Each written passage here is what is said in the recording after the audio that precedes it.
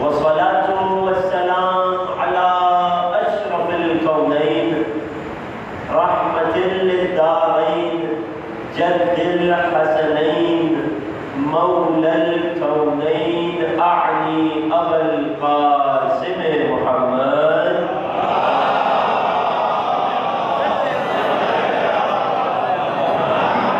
وغاسبي حقوقهم أجمعين. أما بعد فقد قال الله الحكيم في كتابه الكريم بسم الله الرحمن الرحيم يوم ندعو كل أناس بإمامهم صدق الله العلي العظيم. درود پڑھیے محمد وعلى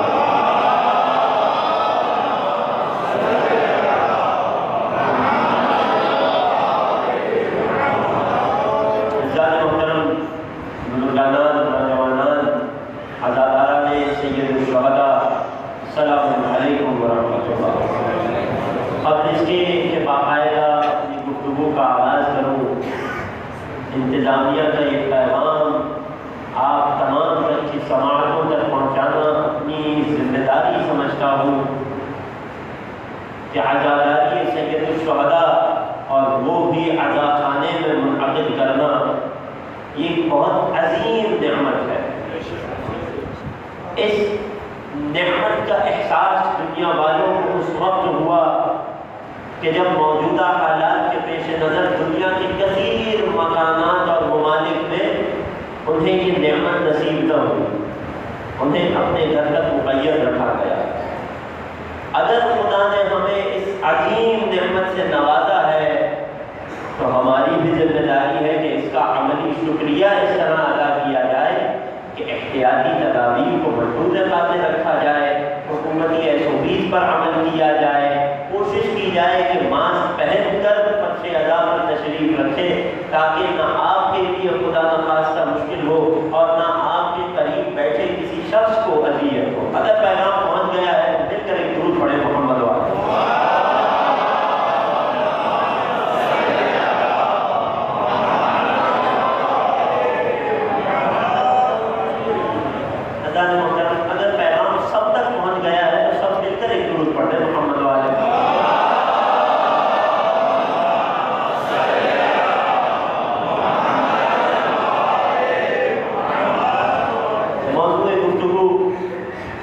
امام زمن اور اصول دین.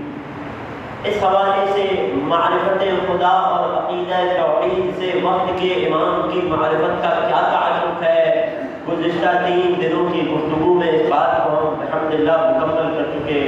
آج بغیر کسی تمہید کے یہ چاہتا ہوں کہ عقیدہ نبوت اور وقت کے امام کے درمیان تعلق کو آپ کی خدمت میں پیش کیا جائے. جیسا کہ میں نے عرض کیا تھا ترتیب موضوع یہ رہے گی اور یقیناً اذہان عالیہ میں محفوظ ہوگی کہ نبوت کو ہم تقسیم کریں گے نبوت عامہ اور نبوت خاصہ میں.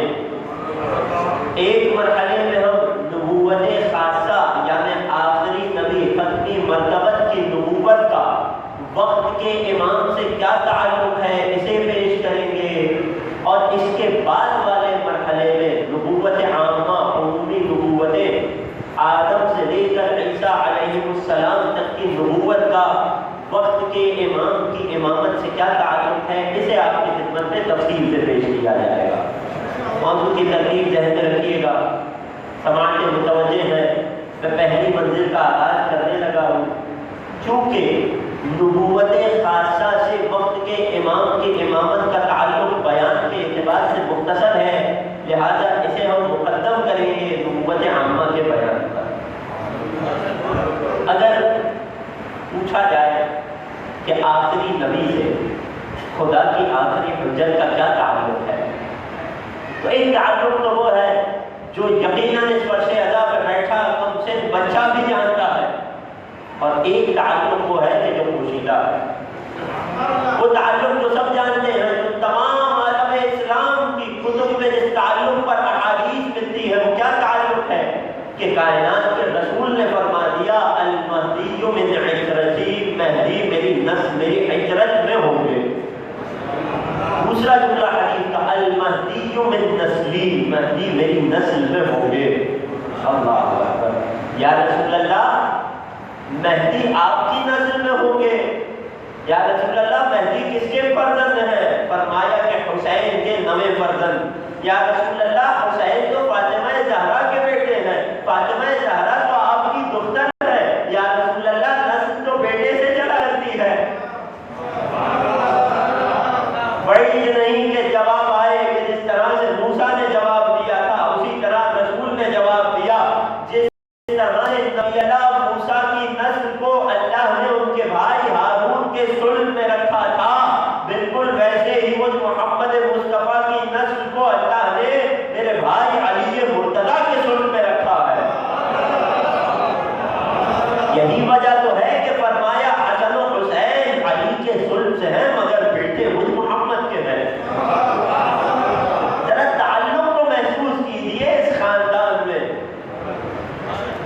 علی کے ایک جملہ حوالے کر رہا ہوں اور کہہ کر گزر جاؤں گا آپ کے حوالے۔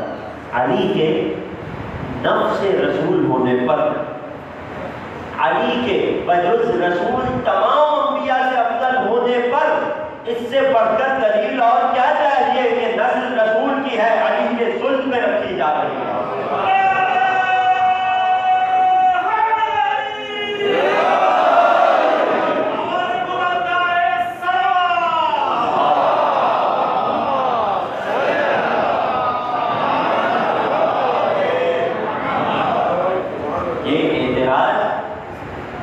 پچھلے ائمہ پر بھی کیا جاتا رہا کہ جب ساتویں امام کے دور امامت ہے اس وقت کا عباسی حاکم لوگوں کے سامنے فخر و مباحات کرنے کے لیے رسول اللہ کے روضے پر آتا ہے اور یوں سلام کرتا ہے، اپنی قرابت جتلانا چاہتا تھا، لوگوں کو یہ باور کرانا چاہتا تھا کہ دیکھو ہم خلافت نبی کے حقدار ہیں کیونکہ ہم رسول سے رشتہ داری رکھتے ہیں۔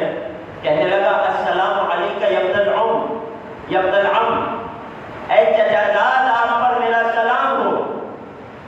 ساتویں امام تشریف فرماتے، جانتے کہ یہ امت کو کیا پیغام دینا چاہ رہا ہے۔ ساتویں امام اپنی جگہ سے بلند ہوئے اور فرمایا السلام علیکہ یا ابتا، اے بابا رسول خدا پر میرا سلام ہو۔ بتانا یہ چاہ رہے تھے اگر قرابتوں کی بنیاد پر خلافتیں ملا کرتی ہیں تو ہم رسول سے قریب ترین ہیں، اگر رسول تمہارے چچا ہیں تو ہمارے بابا ہیں۔ بگڑ کر کہنے لگا آپ رسول کے بیٹے کیسے ہوئے، آپ تو نواسہ رسول ہیں۔ مخاطب کر کے فرمایا کہ اگر، توجہ کیجیے گا، اگر مریم سے نسل عمران چل سکتی ہے، مریم جناب مریم سلام اللہ علیہا عمران کی نسل میں ہے، عمران نبی ہے، ان کی نسل میں مریم ہے، مریم کے فرزند ہے عیسیٰ۔ قرآن نے عیسیٰ کو عیسیٰ ابن عمران کہا، عمران کا بیٹا عیسیٰ کہا، عیسیٰ کا کوئی باپ نہیں تھا۔ اگر عیسیٰ مریم کے وسیلے سے عمران کی نسل میں ہو سکتے ہیں تو ہم کیوں فاطمہ زہرا کے وسیلے سے نسل رسول میں نہیں ہو سکتے؟ درود پڑھیے محمد والے۔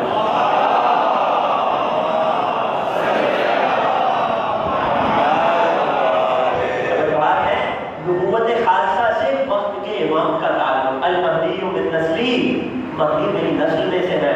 یا رسول اللہ کیا فقط اتنا تعلق ہے؟ نہیں، بات آگے بڑھی، اسمہ اسمی، ان کا نام میرے نام پر ہوگا، میرا نام محمد ہے، ان کا نام میم ہا میم دال ہوگا۔ ائمہ نے یہ نام لینے سے منع فرمایا ہے، کیا حکمت ہے، کیوں منع فرمایا؟ انشاءاللہ کبھی بات موضوع میں آ گئی تو انشاءاللہ پیش کروں گا۔ اسمہ اسمی، یا رسول اللہ کیا فقط اتنا تعلق ہے؟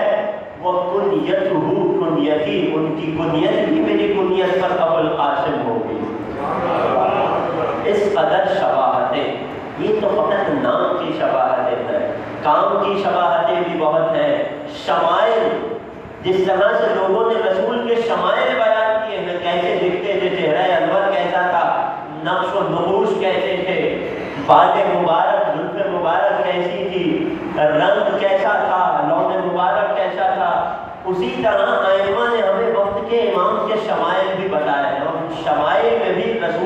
اپنے اس آخری حجت، اس آخری بیٹے سے بڑے قریب رہے، لیکن یہ سارے وہ تعلقات ہیں کہ جو اس فرش ادا پر بیٹھا بچہ جانتا ہے۔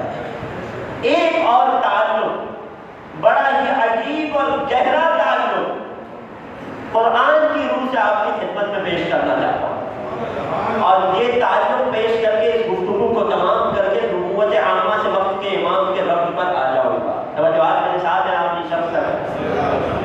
آخری نبی اور آخری امام میں ایک عجیب تعلق۔ قرآن مجید سورہ مبارکہ آل عمران آیت نمبر 81، اگر حافظہ ساتھ دے رہا ہے تو آیت کا نشان 81، ارشاد باری تعالیٰ ہوا وَإِذْ أَخَذَ اللَّهُ مِيثَاقَ النَّبِيِّينَ، اے رسول اس وقت کو یاد کیجئے کہ جب اللہ نے عالم ارواح میں تمام انبیاء سے عہد لیا تھا۔ توجہ کر رہے ہیں اور کیجئے، یاد کرنے کا اسے کہا جاتا ہے جو حادثے کے وقت موجود ہو۔ توجہ نہیں۔ وَإِذْ أَخَذَ اللَّهُ مِيثَاقَ النَّبِيِّينَ، اے رسول اس وقت کو یاد کیجئے جب خدا تمام نبیوں سے عہد لے رہا تھا۔ کیا عہد لے رہا تھا؟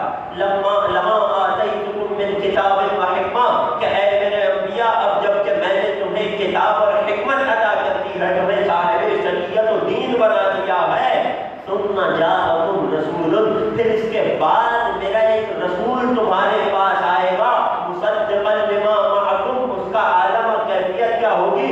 جو تم اپنے ساتھ تعلیمات سماوی لے کر آئے ہو یہ ان کی تصدیق کرے گا، یہ انہیں رد نہیں کرے گا، ان میں اضافہ کرے گا، ان کے کمال تک انہیں پہنچائے گا۔ تو تمہاری اے نبیوں تمہاری ذمہ داری کیا ہے؟ دو ذمہ داریاں ہیں، توجہ ہے۔ لَتُؤْمِنُنَّ بِهِ، وقت کے امام سے رسول اللہ کا ایک گہرا تعلق جو پوشیدہ ہے عام طور پر لوگوں سے، اے نبیوں جب میرا آخری رسول آئے گا تو تمہاری ذمہ داری ہے، دو ذمہ داریاں ہیں۔ کیا؟ پہلی ذمہ داری لَتُؤْمِنُنَّ بِهِ، تمہیں اس پر ایمان لانا پڑے گا۔ دوسری ذمہ داری وَلَتَنْصُرُنَّ، اے نبیوں اس آخری نبی پر ایمان لے آنا کافی نہیں ہے، لَتَنْصُرُنَّ تمہیں ضرور اس کی مدد و نصرت کرنی پڑے گی۔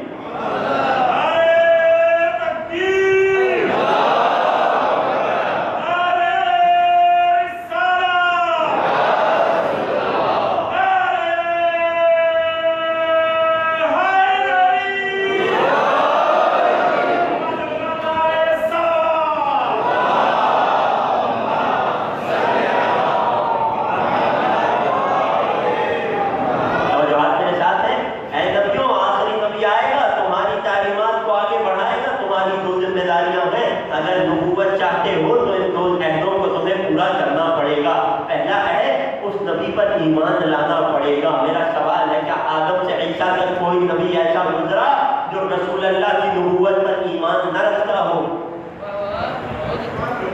کوئی بھی جواب دے سکتا ہے، بلکہ سب یک زبان ہو کر جواب دے سکتے ہیں یقیناً کوئی نبی ایسا نہیں گزرا کہ جسے محمد مصطفیٰ کی نبوت پر ایمان نہ ہو۔ کیوں؟ کیونکہ نبوت ملی ہی اس شرط پر تھی کہ محمد مصطفیٰ کی نبوت اور علی مرتضیٰ کی ولایت پر ایمان رکھنا پڑے گا۔ اس دعوے کو پیش کر دیا، ثابت کرنے کا وقت نہیں ہے، میرے موضوع سے بات باہر چلی جائے گی۔ کوئی نبی نہیں گزرا جس نے رسول پر ایمان نہ رکھا ہو۔ لیکن سوال یہ ہے کہ جب رسول اللہ دنیا میں تشریف لائے، جب بعثت ہوئی، 23 برس کا وہ تبلیغی کار رسالت پہنچانے کا ورثہ، کون سا نبی تھا کہ جس نے آ کر رسول کی مدد کی؟ توجہ چاہتا ہوں عزیزو، آخر میں بیٹھے ہوئے افراد، دو عہد اللہ نے لیے تھے، لَتُؤْمِنُنَّ بِهِ، تم اس پر ایمان لاؤ گے، وَلَتَنْصُرُنَّ، تم اس نبی کی مدد بھی کرو گے۔ ایمان ہر نبی لے آیا، مدد کرنے کوئی نہیں آیا۔ تو اے خدا کیا نبیوں نے اپنا وعدہ وفا نہیں کیا؟ نہیں، جواب ملتا ہے۔ علماء اس آیت کی تفسیر میں لکھتے ہیں کہ نبی کی مدد تمام انبیاء کیسے کریں گے کہ جب اس نبی کا آخری فرزند دنیا میں تشریف لائے گا، خدا کی آخری حجت ظہور فرمائے گی، تو انبیاء میں جن جن کو زندگی ملی ہوئی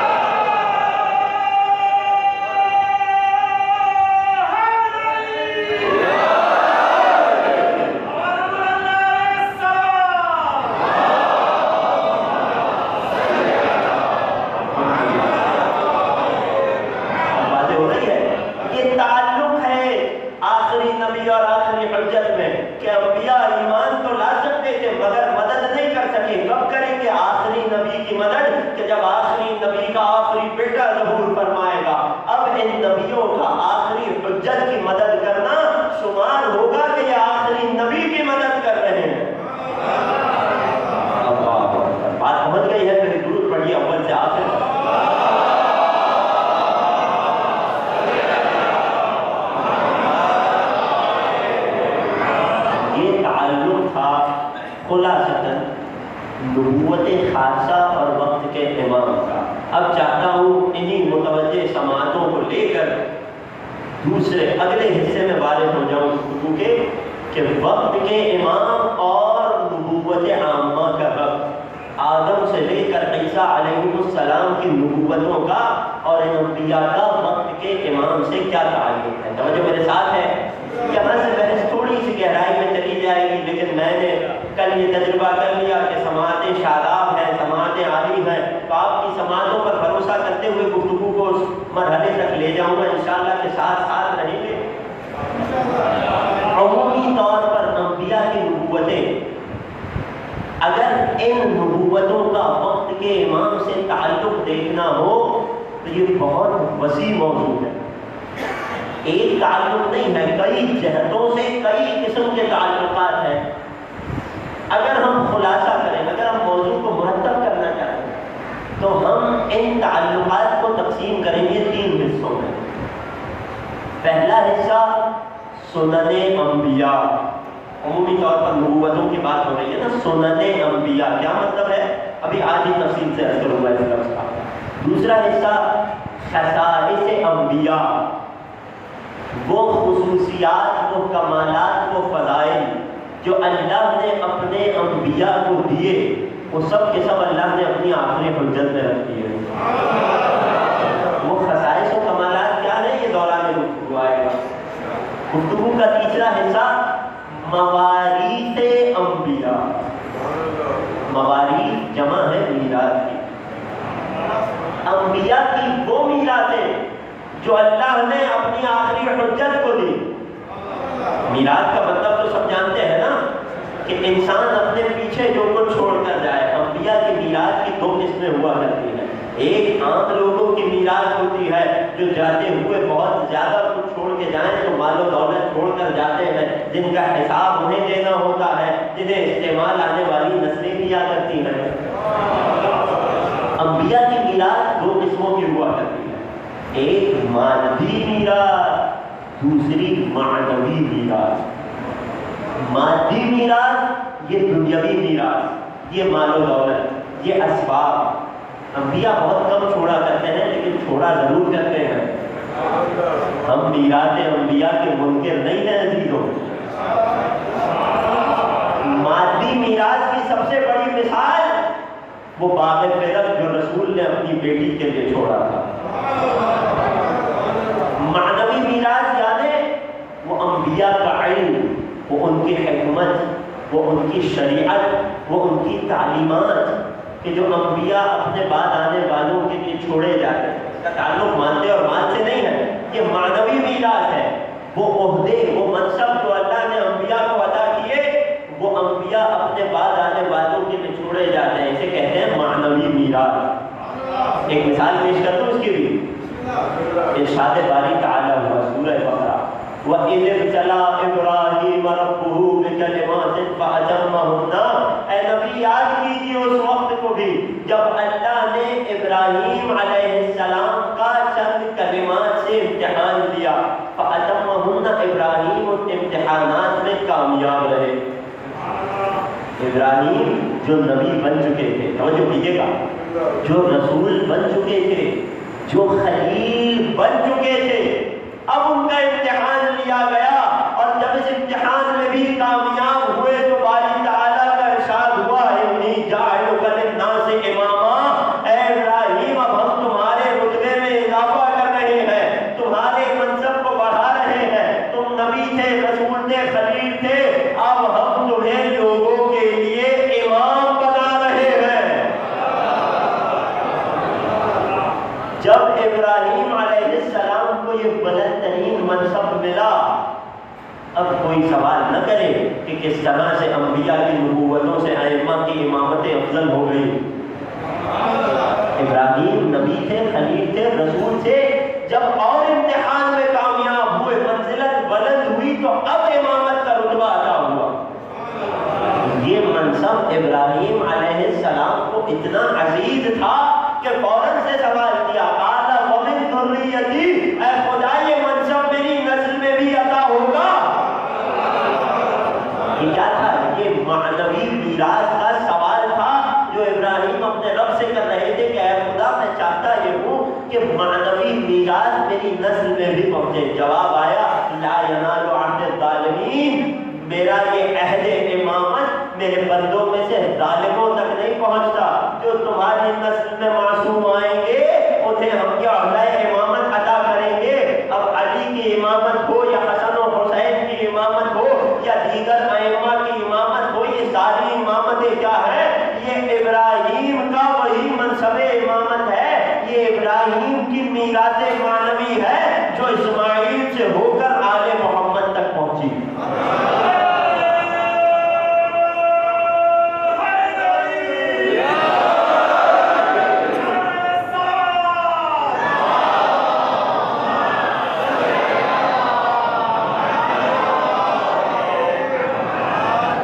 پہلا حصہ سنن انبیاء اور ان سے میرے وقت کے امام کا تعلق. دوسرا حصہ خصائص انبیاء، وہ فضائل، وہ کمالات، وہ خصوصیات جو خدا نے اپنی انبیاء کو مختلف ادوار میں دی، وہ ساری کی ساری میرے وقت کے امام میں جمع ہوگی. تیسرا حصہ گفتگو کا مواریث انبیاء، خدا نے اپنے مختلف انبیاء کو مختلف ادوار میں جو میراثیں عطا کی وہ کیا کیا ہے، یہ آئندہ گفتگو میں تفصیل سے آئے گا.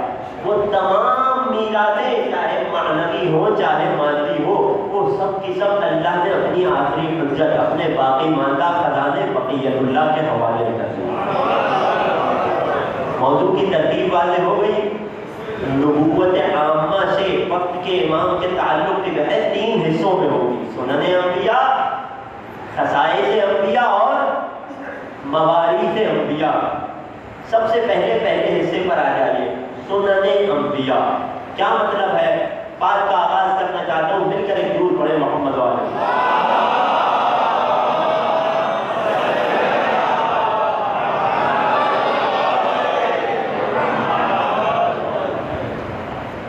سنن جمع ہے سنت کی، ایک ہو تو سنت اور ایک سے زیادہ ہو تو سنن. سنن انبیاء کا بنیادی طور پر معنی کیا لگتا ہے کہ انبیاء کی سنتیں. سنت عربی زبان میں کہتے ہیں طریقہ کار کو. رسول کی سنت پر عمل کرنا یعنی رسول کے طریقہ کار پر چلنا، یعنی جس سے رسول محبت کرے اس سے محبت رکھنا، جسے رسول سر آنکھوں پہ رکھے اسے سر آنکھوں پہ رکھنا، جسے رسول یاد کرے اسے یاد کرنا، جس کا تذکرہ رسول کرے اس کا تذکرہ کرنا، جس کی یاد میں جس کی مصیبتوں پر رسول گریہ فرمائے اس کی مسائل پر گریہ کرنا. تو اب کہنے دیجئے کہ فرش ادا اور مجلس حسین رسول کی سب سے بڑی سنتوں میں سے ایک ہے. درود پڑھیے محمد والے محمد.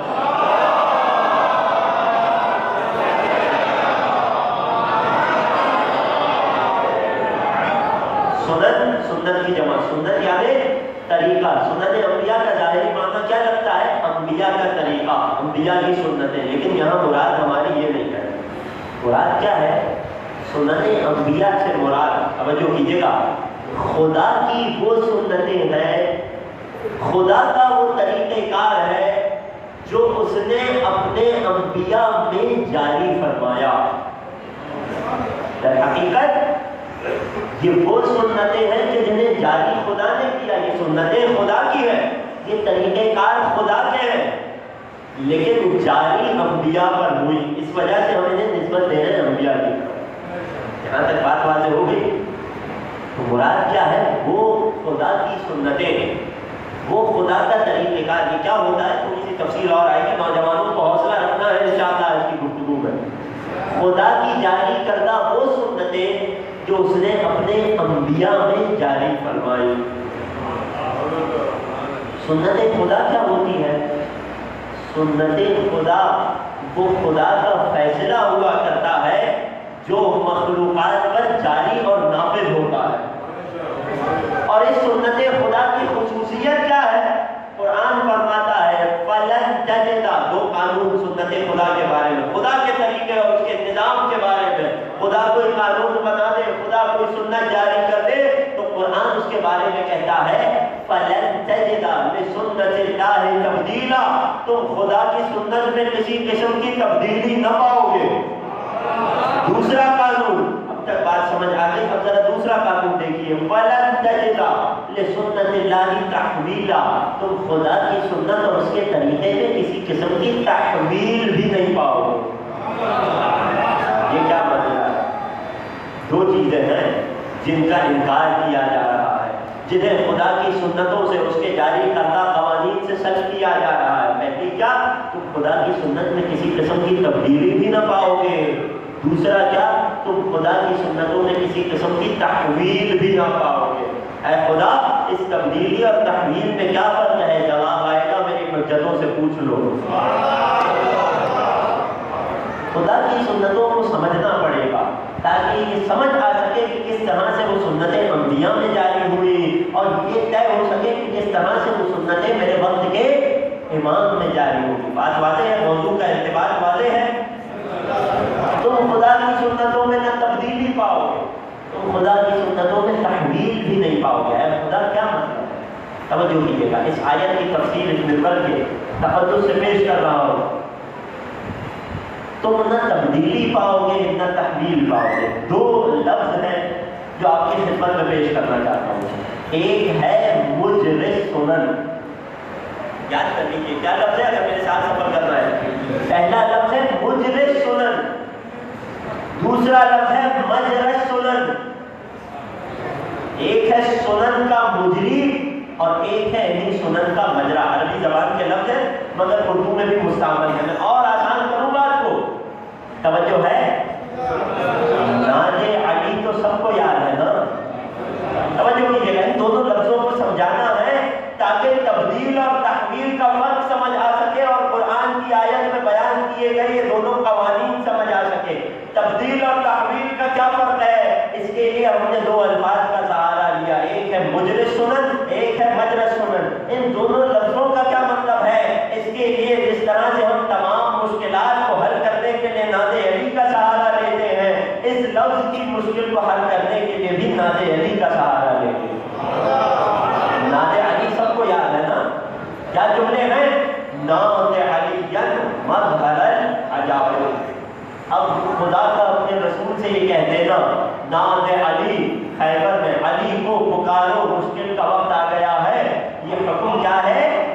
یہ خود ضمن کر رہا ہوں، یہ خود در حقیقت خدا کی سنت ہے۔ سنت پروردگار میں کوئی تبدیلی نہیں آتی۔ اے محمد، آپ افضل ترین نبی ہیں، مگر سنت خدا یہ ہے کہ مشکل میں علی کو پکاریے۔ تو اب اگر میں خدا کی سنت پر عمل کروں تو کوئی تکلیف نہ ہونی چاہیے۔ توجہ کیجیے گا، ناز علی کیا جملہ ہے؟ ناز علی مظہر العجائب۔ اس ناز علی کی تلاوت کے دو طریقے پائے جاتے ہیں۔ ایک طریقہ جو پاک و ہند میں رائج ہے، جو یہاں بیٹھے ہوئے تمام سامعین کو یاد ہے، وہ کیا ہے؟ ناز علی مظہر العجائب۔ ایک دوسرا طریقہ ہے جو عرب میں رائج ہے، وہ کیا ہے؟ ناز علی مظہر العجائب۔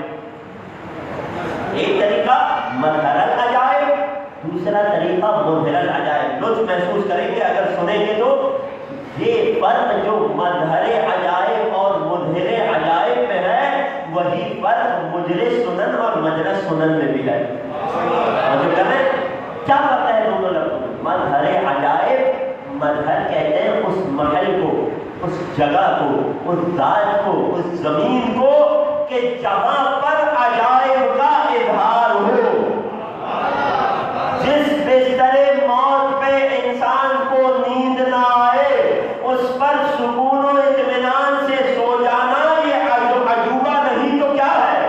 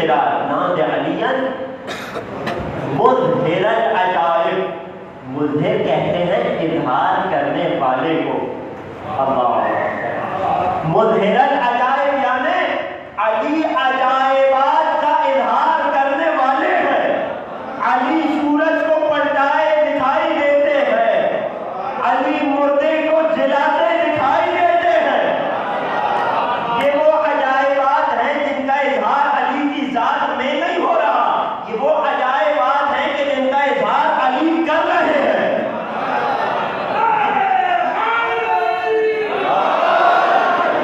علی مظہر عجائب بھی ہے، علی مظہر عجائب بھی ہے۔ مظہر جس جگہ پر اظہار ہو، مظہر جو عجائب کو ظاہر کرے، جس کے ہاتھوں پر عجائب ظاہر ہو، جو معجزات کا مصدر ہو۔ جو فرق مظہر اور مظہر میں ہے وہی فرق مجرد سنن اور مجلس سنن میں بھی ہے۔ مجرد سنن وہ جگہ، وہ مقامات، وہ زوال کہ جہاں پر خدا کی سنتیں جن پر جاری ہو، اور مجرد سنن وہ ذات الہی جو خود ان سنتوں کو جاری کرتا ہے۔ اب یہ فرق ذہنوں میں محفوظ ہو گیا، اب مشکل تو نہیں رہا۔ ناد علی یاد کریں گے تو یہ فرق یاد رہے گا۔ جب یہ دونوں فرق واضح ہو گئے تو اب آئیے آیت کی تفسیر پر۔ لن تجد لسنت اللہ تبدیلا ولن تجد لسنت اللہ تحویلا، نہ خدا کی سنت میں کوئی تبدیلی ہے نہ اس کے قانون میں کوئی تحویل ہے۔ کیا فرق ہے؟ کہتے ہیں ایک مرتبہ تغیر اور تبدیلی خود مجلس سنت کی جانب سے آتی ہے، وہ جو سنت کو جاری کرنے والا ہے وہ اپنی سنت کو جاری کرنا چھوڑ دے، اسے کہتے ہیں تبدیل ہونا۔ اور دوسری مرتبہ تبدیلی مجلس سنن میں آئے، یعنی مجلس سنن اپنی سنت کو جاری کرے لیکن جہاں سنت کو قانون کو جاری ہونا تھا وہ قانون وہاں جاری نہ ہو، کسی اور پر جاری ہو جائے، اسے کہتے ہیں تحویل۔ بات واضح ہوئی؟ گفتگو کا ربط واضح ہو رہا ہے۔ خدا کی سنت میں نہ تبدیلی ہے نہ تحویل ہے۔ ایک مثال دے دوں، موت خدا کی ایک سنت ہے، کل نفس ذائقۃ الموت، ہر نفس کو، ہر ذی روح کو موت کا ذائقہ چکھنا ہے۔ یہ کیا ہے؟ یہ موت خدا کی سنت میں سے ایک سنت ہے، یہ خدا کا طریقہ ہے جو ہر مخلوق پر جاری ہونا ہے۔ تبدیلی کا کیا مطلب ہے کہ کسی مخلوق کو موت ہی نہ آئے، خدا موت دینا چھوڑ دے، اسے کہا جائے گا سنت میں تبدیلی آنا۔ اور خدا موت تو دے لیکن موت اس کی ہو اور اسے دے دے، اسے کہتے ہیں سنت میں تحویل ہونا۔ فرق واضح ہوا؟ ایک مرتبہ خدا کی جانب سے سنت میں تبدیلی آنا، ایک مرتبہ جس پر سنت کو جاری ہونا ہے اس میں کسی قسم کی تبدیلی آنا۔ ایک اور مثال دے دوں، خدا کی سنت اور طریقہ کار یہ ہے کہ وہ اپنی حجتیں قرار دیتا ہے، وہ لوگوں میں ہادی اور رہنما معین کرتا ہے۔ لکل امت ہاد، ہر امت کے لیے ایک ہادی ہے، جو اس کی سنت ہے، یہ اس کا طریقہ کار ہے۔ وہ ہادی کون ہوتا ہے؟ جو تمام گناہوں اور خطاؤں سے محفوظ اور معصوم ہو۔ اگر خدا حجت بنانا چھوڑ دے اسے کہا جائے گا سنت میں تبدیلی آنا، اور اگر خدا اسے امام یا حاکم بنا دے کہ جو غیر معصوم ہو، خطاؤں کا پتلا ہو، اسے کہا جائے گا سنت میں تحویل ہو جانا۔ سنت تو جاری ہوئی مگر مجرا تبدیل ہو گیا۔ اگر یہ فرق واضح ہو گیا تو بات کو آگے بڑھاؤں گا۔ ایک درود پڑھیے محمد و علیہ۔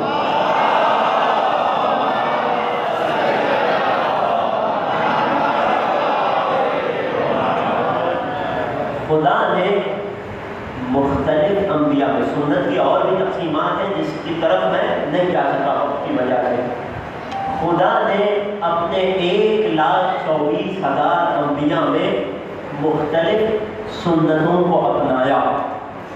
ہر نبی کے ساتھ مختلف طریقے اپنائے۔ کچھ طریقے اور سنتیں ایسے تھے کہ جو ہر نبی کے پاس تھے، ہر نبی پر جاری ہوئے، ہر نبی ان کا مجرا بنے، اور کچھ سنتیں خداوندی، سنتیں خداوندی ایسی تھی کہ جو بعض انبیاء کے ساتھ جاری ہوئے۔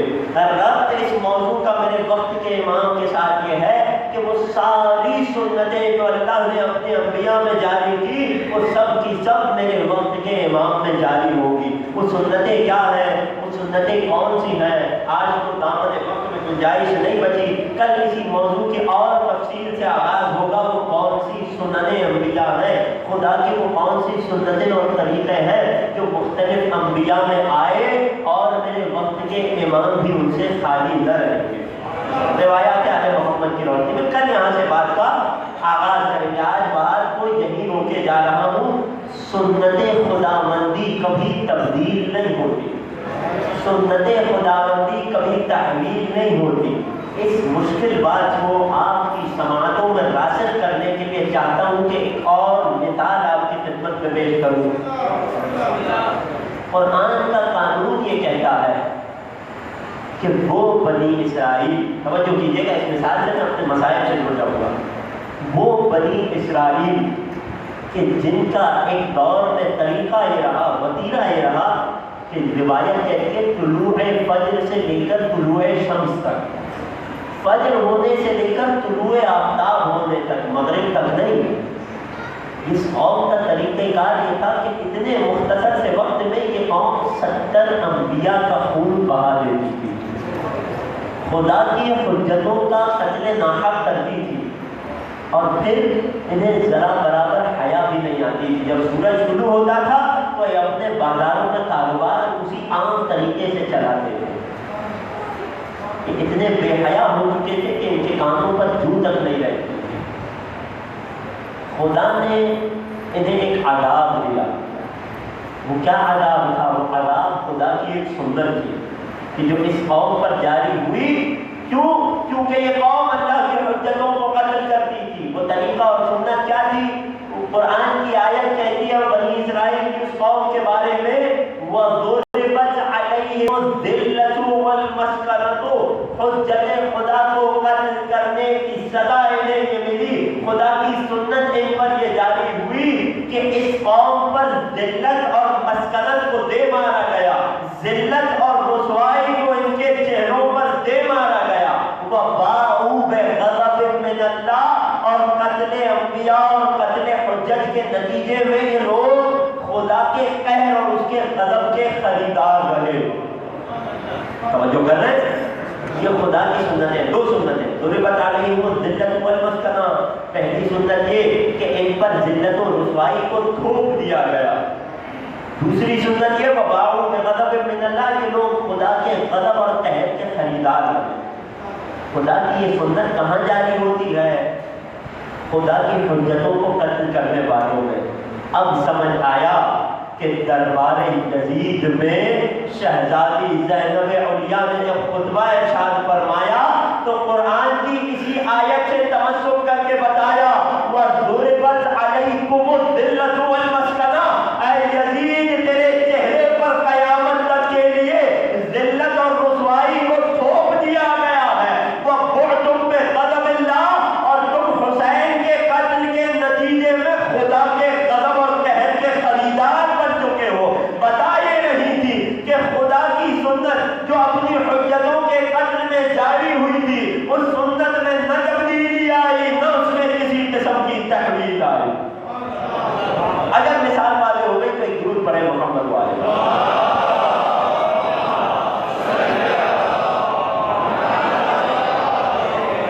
تو باتیں جناب زینب ایک مستقل موضوع ہے۔ جس طرح سے نہج البلاغہ جا بجا قرآن سے ملی نظر آتی ہے، اسی طرح وارث نہج البلاغہ کی دختر، صاحب نہج البلاغہ کی دختر کا کلام بھی جا بجا قرآن سے متمسک اور منسوج نظر آتا ہے۔ مستقل موضوع ہے۔ فی الحال ایک مثال آپ کی خدمت میں پیش کری، دوسری مثال آئے گی جب ہم سید الشہداء اور وقت کے امام کے تعلق پر آخری مجالس میں گفتگو کریں گے انشاءاللہ۔ بات تو آج یہیں تک روک دیتا ہوں۔ عزیزوں، چوتھی محرم آ گئی۔ عاشور سے پہلے تک ہمارے پاس فقط 6 روز باقی ہیں۔ آج سے بنی ہاشم کے شہداء کا تذکرہ شروع ہو رہا ہے۔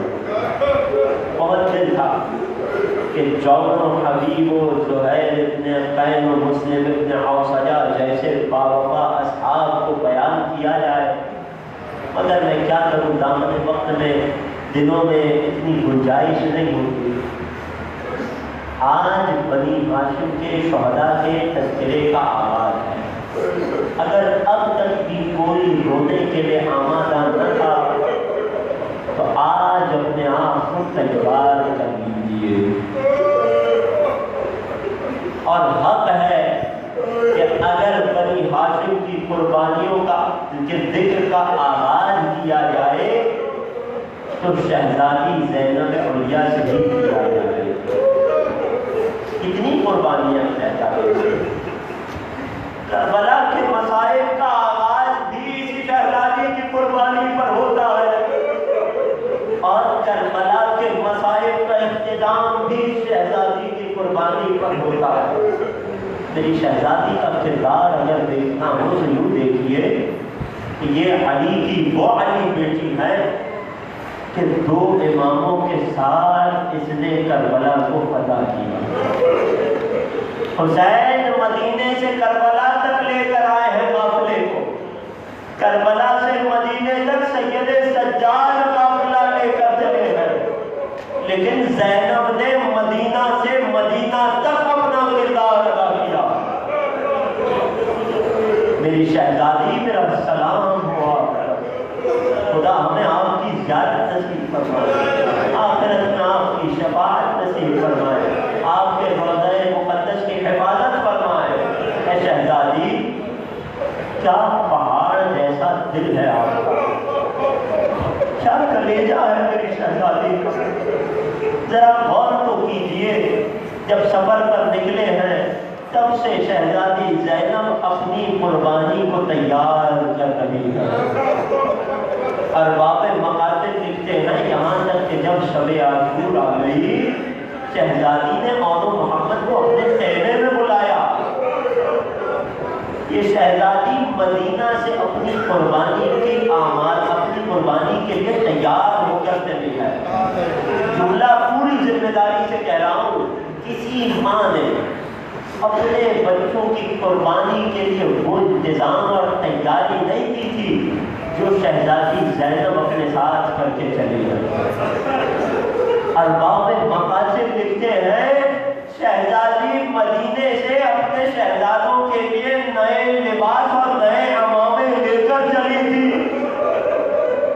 اب جب شب عاشور آئی تو اون محمد کو خیمے میں بلایا، بیٹے اون محمد، میں تمہاری قربانی کے دن کے لیے نئے لباس لے کر آئی ہوں، کل اس نئے لباس کو زیب تن کرنا۔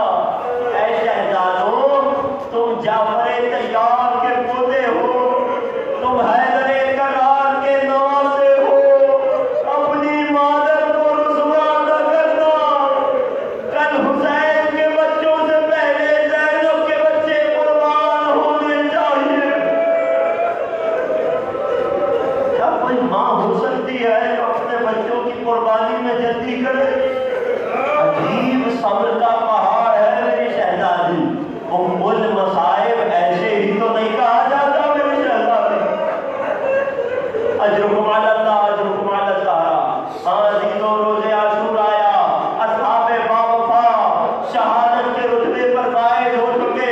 شہزادی زینب نے اون محمد کو بلایا، بیٹے اون محمد، اب بنی ہاشم کی شہادتوں کا آغاز ہے، اب بنی ہاشم نے میدان میں جانے کا آغاز کیا ہے۔ اے اون محمد، یہ کیا ماجرا ہے کہ ماں تمہیں اب تک زندہ دیکھ رہی ہے؟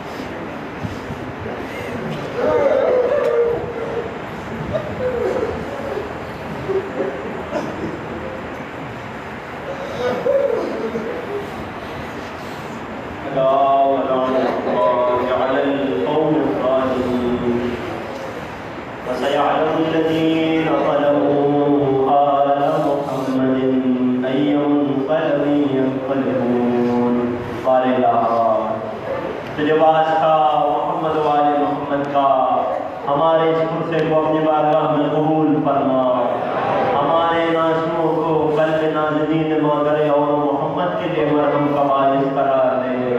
قال الہ شہزادی زینب کی بارگاہ میں ہمارے اس دلیل کو قبول فرما۔ قال الہ صغیرہ و کبیرہ گناہوں کو معاف فرما۔ قال الہ شہزادی زینب کی اجڑی گودی کا واسطہ، جو مؤمنین و مؤمنات بے اولاد ہیں، اولاد کی خواہش رکھتے ہیں، انہیں اور محمد کے صدقے اولاد نعیمہ و صالحہ عطا فرما۔ قال الہ جو دل میں حاجتیں لیے فرش ادا پر بیٹھے ہیں، ان کی تمام حاجتوں کو بر فرما۔ قال الہ جو بیمار ہیں انہیں شفاء کاملہ و عاجلہ عطا فرما، جو بے روزگار ہیں انہیں بہترین روزگار عنایت فرما۔ قال الہ ہمارے مرحومین کی مغفرت فرما۔ سب سے بڑی دعا، سب سے بڑی آرزو، منجی بشر منتقل کربلا فرزند زہرا قائم آل محمد کے ظہور میں تعجیل فرما، اور ہمیں ان کے خاص آوان و انصار میں شمار